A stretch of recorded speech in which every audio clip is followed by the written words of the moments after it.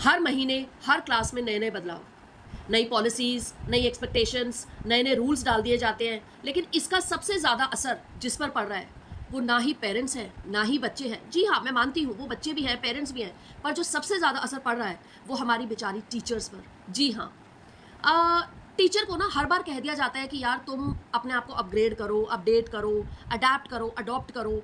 Upgrade करना पड़ता है, नए टाइम के साथ, नई जनरेशन के साथ आपको नई चीज़ें सीखनी पड़ती हैं, मैं बिल्कुल मानती हूँ। लेकिन वो भी उसी समय जब उसके पास ऑलरेडी बहुत सारी रिस्पॉन्सिबिलिटीज़ होती हैं। तो सवाल यह उठता है कि हर एक्सपेक्टेशन सिर्फ बेचारी उस टीचर से ही क्यों करी जाए। अगर हर महीने नए चेंजेस लाने हैं, सीबीएसई हो गया या अदर बोर्ड्स हो गए, 2 मिनट नहीं लगते उनको नए नए चेंजेस नए नए क्लासेस में लाने के लिए, तो क्या सिस्टम खुद भी उसी स्पीड से सपोर्ट देगा किसी को, स्कूल्स को, टीचर्स को? सीबीएसई महाराज, थोड़ा सा ये भी देख लीजिए कि सिर्फ एजुकेशन रातों रात पॉलिसीज़, एजुकेशनल पॉलिसीज़ बदलने से कुछ नहीं होता, लाने से कुछ नहीं होता, अपने हाथ ऊपर करने से कुछ नहीं होता। उसके पीछे की ग्राउंड रियलिटी को देखिए। अगर बदलाव ज़रूरी है ना, तो बैलेंस भी बहुत ज़रूरी है, वरना बर्डन सिर्फ एक ही शोल्डर पर होगा। जी हाँ, और वह शोल्डर होगा सिर्फ टीचर का।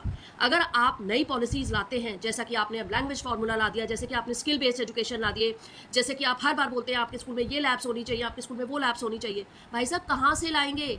आप हमें मैन पावर दे रहे हैं, आप हमें रिसोर्सेज दे रहे हैं, आप सिर्फ हाथ अपने ऊपर कर लेते हैं और कह देते हैं स्कूल में ये होना चाहिए, ये होना चाहिए, ये होना चाहिए।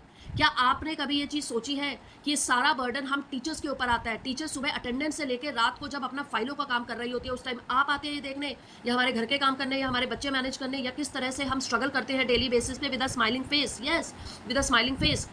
आपने तो सिर्फ पॉलिसी इंट्रोड्यूस कर दी, लेकिन उसका असर जो आता है स्कूल्स पर, स्कूल के पेरेंट्स पर, बच्चों पर, टीचर्स पे, वो बहुत ही खतरनाक है और it's like a bomb. Yes, you always explore the bomb. अब 9th क्लास में आपने क्या, 9th क्लास में अचानक से आपने इतने सारे चेंजेस ला दिए। एक आधा आप ये लगा लीजिए 1.5 महीने का सेशन जा चुका है, बच्चों की छुट्टियां होने जा रही हैं, अभी तक उनके पास किताबें नहीं हैं, और किताबें हैं भी तो सबके पास नहीं है। तो आप क्या चाह रहे हैं? मतलब आप न्यू पॉलिसीज़ बनाए जा रहे हैं, R1, R2, R3 लेके आ गए, आप लैंग्वेज पॉलिसी लेके आ गए, बड़े अच्छे अच्छे आइडियाज़ लेके आ रहे हैं, पर भाई उसे इम्प्लीमेंट कैसे करेंगे? आप मार्केट में रिसोर्सेज दे नहीं रहे हैं, टाइम नहीं दे रहे हैं, बच्चा, पेरेंट्स, टीचर सब लोग पैनिक में हो जाते हैं। आप हर महीने, हर हफ्ते, हर दिन नए सर्कुलर्स ले आते हैं, ऐसे कैसे काम चलेगा? और क्या आपने नोट किया है, इन सब के पीछे हमारी एक आइडियोलॉजी होती है जब हम स्कूल में बच्चे को पढ़ा रहे होते हैं कि बच्चा संस्कारी बने, प्रोडक्टिव बने, वैल्यूज़ आए। वो तो आ नहीं रहे, वो तो आ नहीं रहे, क्योंकि सीबीएसई महाराज, आपने बच्चों को एक जगह नहीं स्टिक किया हुआ, आपने उनको मल्टी वैरायटी वेरिड थिंग्स में डाल दिया है। जी हाँ, उन्हें ये भी करना है, उन्हें ये भी करना है, उन्हें ये भी करना है, और सब कुछ करने के बाद पता चलता है उनका रिजल्ट सब में ही बेकार चला गया। भाई इंसान हैं, बच्चे हैं, कैसे करेंगे सब चीज़ें मैनेज?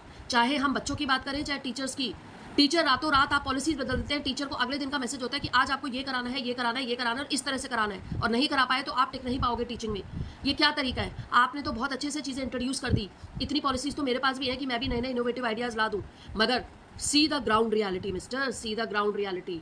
आप सीबीएसई महाराज, उसके पीछे की ग्राउंड रियलिटी ये देखिए कि आपने इतना ज़्यादा बर्डन कर दिया है स्कूल में, हर स्कूल में, कि टीचर्स क्विट कर रही हैं अपनी जॉब्स को, उनको कहीं जॉब्स सेटिस्फैक्शन नहीं मिल रही है, क्योंकि टीचिंग एक कल्चर नहीं, टीचिंग एक नोबल प्रोफेशन ना रह के एक बिजनेस बन चुका है। जी हाँ, तो ज़रा इस चीज़ को सोचिए, कुछ भी इंट्रोड्यूस करने से पहले आप उसका फ्यूचर देखिए, आप उसके प्रॉज एंड कॉन्स देखिए, उसका अच्छा बुरा इफ्स एंड बट्स देखिए। ऐसे नहीं कि आपने रातों रात पॉलिसी ला दी और हम सब उस चीज़ को अडैप्ट, अडॉप्ट और अपग्रेड कर लेंगे। आप एक दिन क्लास में आके देखिए और तब मुझे बताइएगा कैसे आप 30 बच्चे हैंडल करते हैं। ना आप शाम शाम में ये मैसेज दे दें कि भाई धन्य हो टीचर, कैसे आप मैनेज करते हैं। जी हाँ, मेरी रिक्वेस्ट ये सभी उन लोगों से है जो वहाँ बैठे हुए हैं और जो ये ग्राउंड रियलिटी नहीं देख रहे, कि आप आइए एक दिन, किस तरह से, किस प्रेशर में, किस स्माइलिंग फेस के साथ टीचर डील करती है क्लास में, और फिर भी आप लोग कहते हैं कि हर चीज़ की जिम्मेदार एक टीचर ही है। ज़रा सोचिए इस चीज़ को।